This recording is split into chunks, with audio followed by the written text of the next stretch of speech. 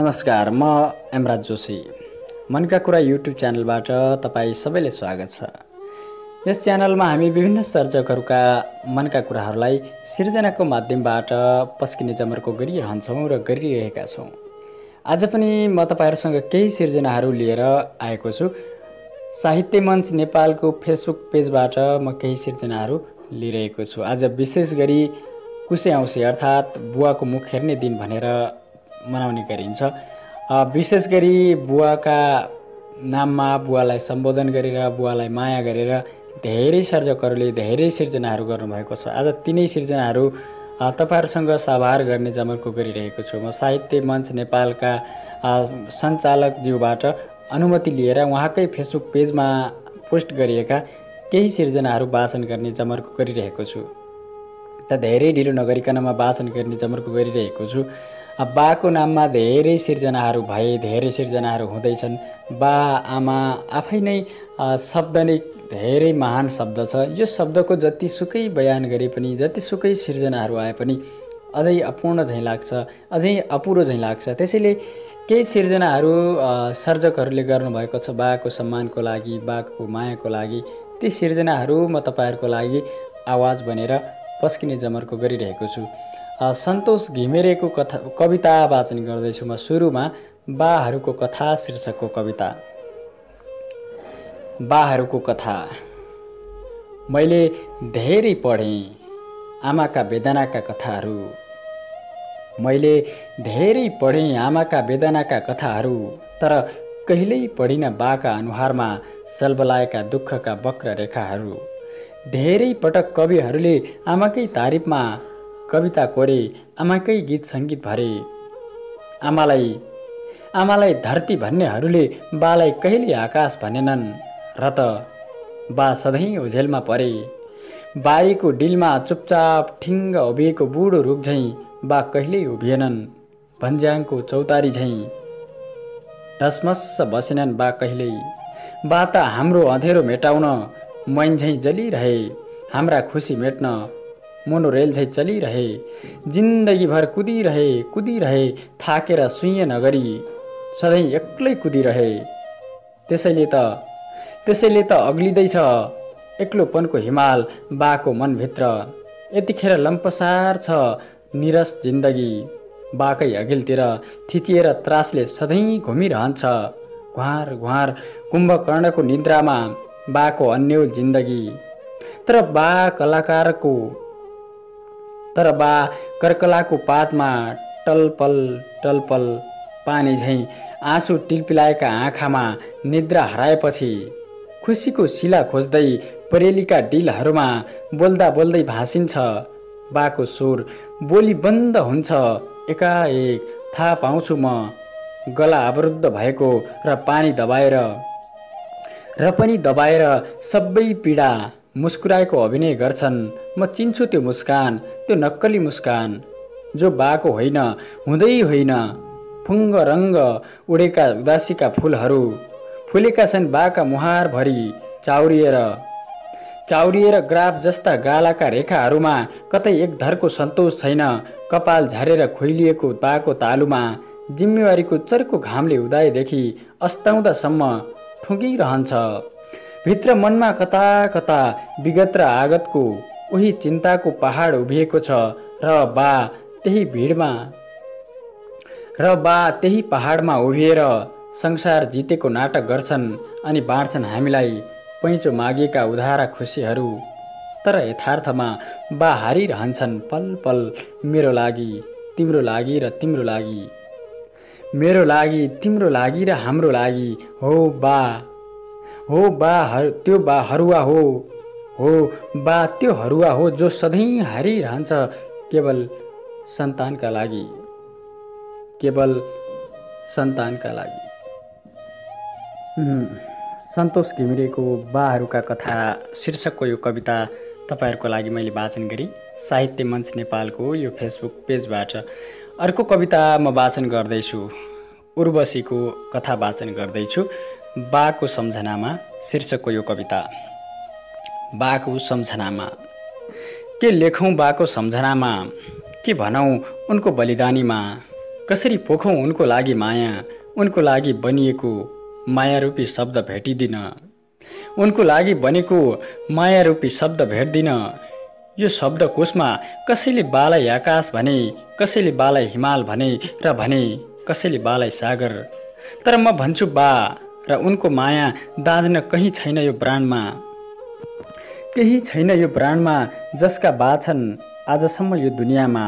भव्य रमाइलो छ आज उनको घरमा, र म आज हेरिरहेछु सबैका बाको मुहार अनि मायाले भरिएका शब्दहरू, अनि बाको तर्फबाट आएका मायालु उत्तरहरू।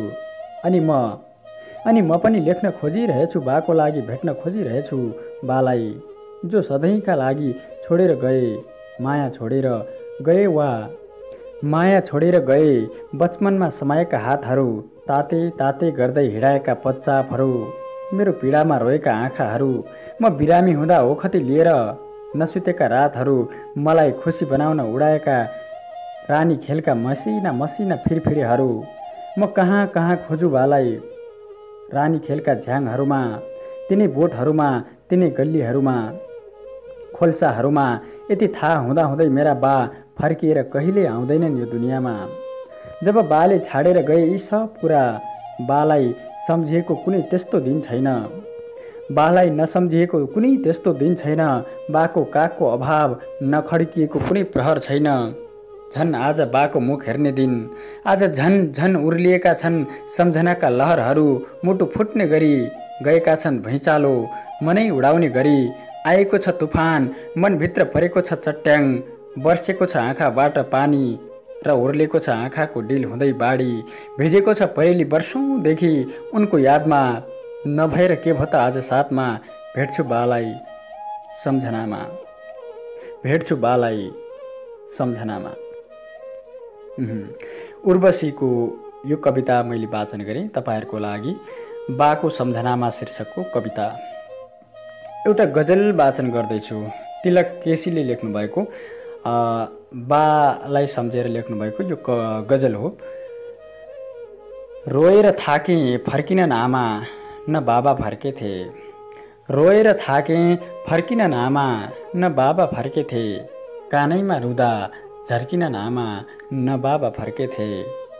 चिरियो घाँटी चर्कियो छाती, सुके यी नयन डिल, चिरियो घाँटी चर्कियो छाती, सुके यी नयन डिल, डेगै चलिनन् चर्किनन् आमा, न बाबा फर्केथे, कानैमा रुँदा झर्किनन् आमा, न बाबा फर्केथे। थर्किए गगन थर्किइन धरा बिलौना सुनेर, थर्किए गगन थर्किइन धरा बिलौना सुनेर, खै किन होला थर्किनन् आमा, न बाबा थर्केथे, खै किन होला थर्किनन् आमा, न बाबा थर्केथे। बेगियो बतास दर्कियो बादल भिजाई धरती, बेगियो बतास दर्कियो बादल भिजाई धरती, ढुङ्गा पो भन्छ ढुङ्गा पो भइछन् दर्किनन् आमा, न बाबा दर्केथे, ढुङ्गा पो भइछन् दर्किनन् आमा, न बाबा दर्केथे, कानैमा रुँदा झर्किनन् आमा, न बाबा झर्केथे, रोएर थाके फर्किनन् आमा, न बाबा फर्केथे। तिलक केसीको यो गजल मैले वाचन गरेँ। बाबा स्पेसल गजल हो यो पनि। विशेष गरी म आजको यो श्रृङ्खलामा बुवालाई सम्झेर सिर्जना भएका धेरै सिर्जनाहरू वाचन गरिरहेको छु। म धेरै सिर्जनाहरू छन् साहित्य मञ्च नेपालको फेसबुक पेजमा आएका, उहाँहरूले पोस्ट गर्नुभएका र उहाँहरूसँग अनुमति लिएर मैले वाचन गरिरहेको छु।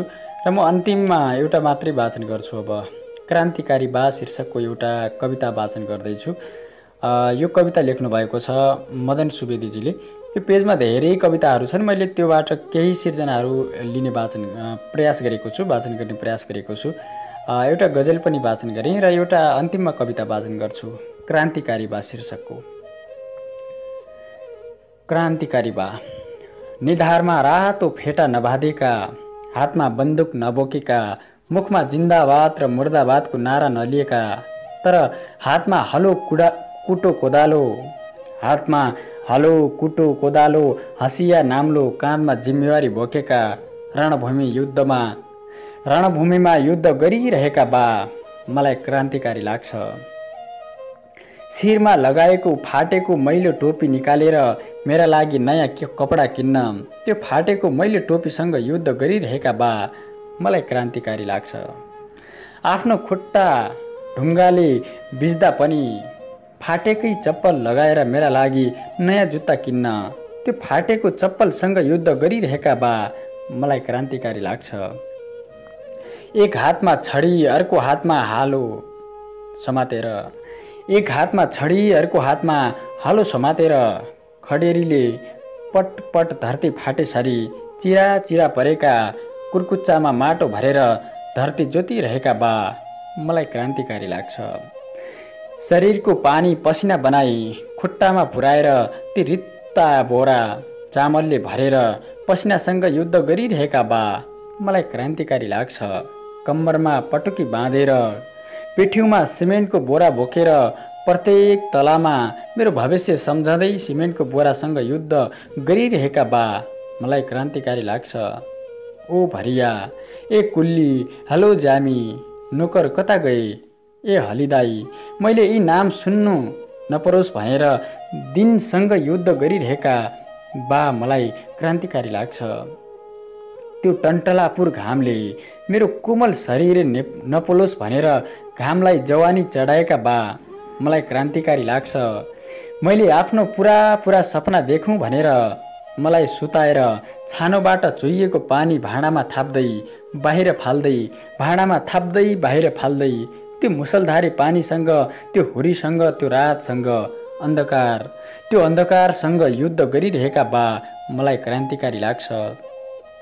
आफू आहुति चढेर मलाई शिखरमा पुर्याएका तर त्यो शिखरसम्मको यात्राको मूल्य कहिल्यै नमागेका आफ्ना सपनाको मूल्य नतोकेका बा आफ्नो जीवनको मूल्य नतोकेका बा कोही सकुशल फर्किएका कोही बाकसमा फर्किएका बा मलाई क्रान्तिकारी लाग्छ। कोही सकुशल फर्किएका कोही बाकसमा फर्किएका बा मलाई क्रान्तिकारी लाग्छ। निकै नै मनछुनी कविता क्रान्तिकारी बा शीर्षकको मदन सुवेदीको यो कविता मैले वाचन गरेँ। साहित्य मञ्च नेपालको फेसबुक पेजबाट धेरै सिर्जनाहरू छन्। यहाँ उहाँहरू सबै श्रोताहरूप्रति हार्दिक सम्मान व्यक्त गर्छु। सबैका सिर्जनाहरू मैले लिन पनि सकिनँ। तपाईहरुसँग यस्ता सुन्दर सिर्जनाहरू छन् भने मनका कुरा युट्युब च्यानलबाट हामी प्रस्तुत गर्नेछौँ। साथै साहित्य मञ्च नेपालले पनि धेरै सर्जकहरूलाई अगाडि ल्याउने प्रयास गरिरहेको छ। हाम्रो यो प्रयास निरन्तर रूपमा अगाडि बढ्नेछ। तपाईहरु सबैलाई धेरै धेरै धन्यवाद दिन्छौँ र यो भिडियो मन पर्यो भने शेयर गरिदिनु होला। सँगै मनका कुरा युट्युब च्यानललाई फलो गरिदिनु होला, सब्स्क्राइब गरिदिनु होला। सँगै साहित्य मञ्च नेपालको यो फेसबुक पेजलाई पनि फलो गरिदिनु होला भन्दै छुटिन्छौँ। नमस्कार।